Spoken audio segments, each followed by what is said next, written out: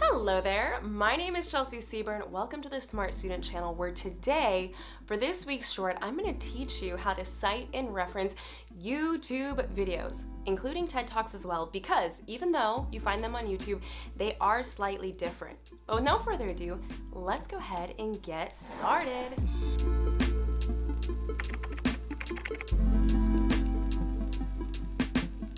Okay, so first things first, just a quick refresher of the 4 elements that make up every single reference list entry, because this doesn't change even though we're citing a YouTube channel or a TED Talk. So first and foremost, the reference list entries will always be made up of the author, the date, the title, and the source. Now, when it comes to a YouTube channel, these are considered works that stand alone. Therefore, you're going to format them by italicizing the title of the video, not the source where it came from. That'll make more sense when I get into the example, which let's go ahead and jump into my computer, where I'm going to show you a template for each of these examples and then walk you through a real life example so you understand how to use the template correctly. All right, let's go. All right, hello. So welcome to my laptop. What I want to show you first are the 3 templates that we're going to talk about just a little bit, but more so I'm going to pull up examples of each one and we're going to apply the templates to real examples. So what I want to point out is that I have the templates categorized by color based on those 4 elements. So first we have the author, followed by the date, followed by the title, followed by the source. If you'll note, they all look fairly similar with minor differences to note. So now let me pull up the example starting with the YouTube video and let's walk through these templates together, okay? And here we are. All right, so we have the reference list entry created from this video. Let's talk about what goes where. Starting with the author element, you always want to include the author as the last name followed by the first and middle initial if you can find them. So I would like to point out that the author is the creator of the video, so the person talking in the video, because if you'll note, after the naming element, you also want to include the name of the channel. And for any of you that might be thinking, well, what if the author and the name of the channel is the same thing?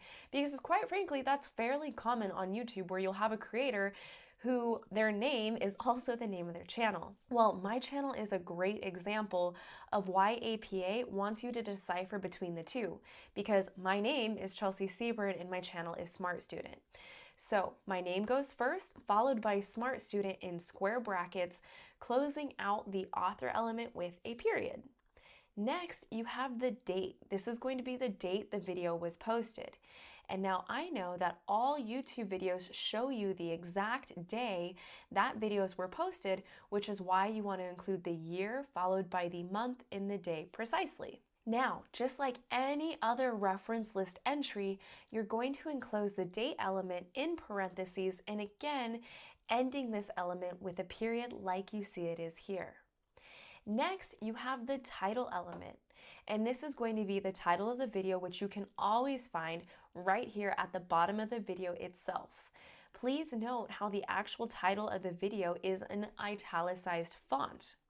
To close out the title element, you want to include the word video in square brackets as well, and then of course, ending this element with a period. Lastly, you have the source element, which if you'll note, APA would like you to type out the word YouTube to signify that the source is YouTube, followed by the URL so the reader could click this and locate the video if they'd like.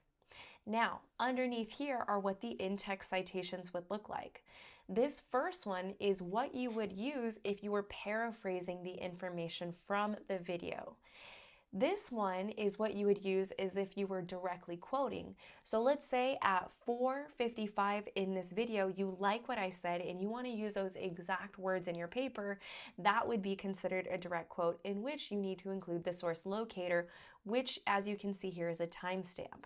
But that's it for citing and referencing a YouTube video. We're officially done with this example, which is great because I look a little too happy here, kind of like a golden retriever. But anyways, let's move on to TED Talks. So the first thing I would like you to note is that we have 2 examples here, because you can find TED Talks in 2 different places and each place varies just a little bit. So you can find your TED Talk on YouTube, or on the actual TED Talk website.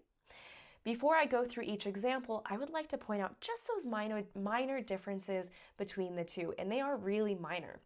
So for the naming element, if you find your TED Talk on YouTube, APA would like you to include the channel name as the author element. Quite frankly, the channel is always going to be TED, so that's easy. Next, the difference between the source element is that if you find it on YouTube, then you need to say you found it on YouTube. If you found it on their website, TED Conferences, then you're going to include TED Conferences to signify that you found it on their website.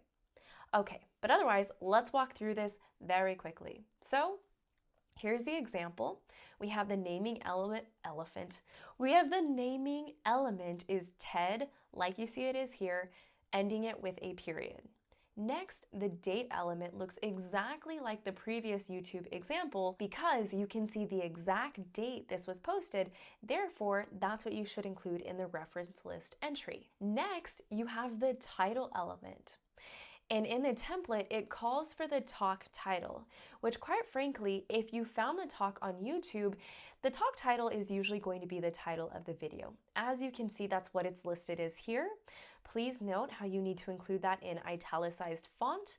And of course, the period comes after the second square bracket after the word video. Next, you have the source, which as we said, you need to type out the word YouTube to signify you found it on YouTube. And then of course, you want to put a live URL so the reader can look up the video if they'd like. Next, you have the two in-text citations. The first one is the same as before. This is what you would use if you paraphrased the material in the video.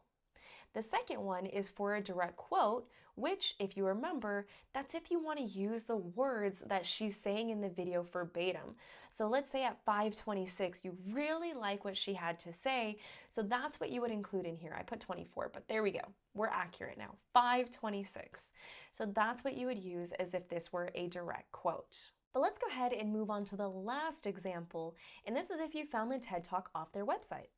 So, simply put, the author element is a traditional author element where you include the last name first, followed by the first and middle initial if you can find the middle one. Next, you want to include the date element similarly as well. But please note that if you cannot find the exact day it was posted, which I know we could not find on this video, it's okay to omit the day element if it's not there. As you can see, all we have is April 2018, which is what we're going to include in that reference list example.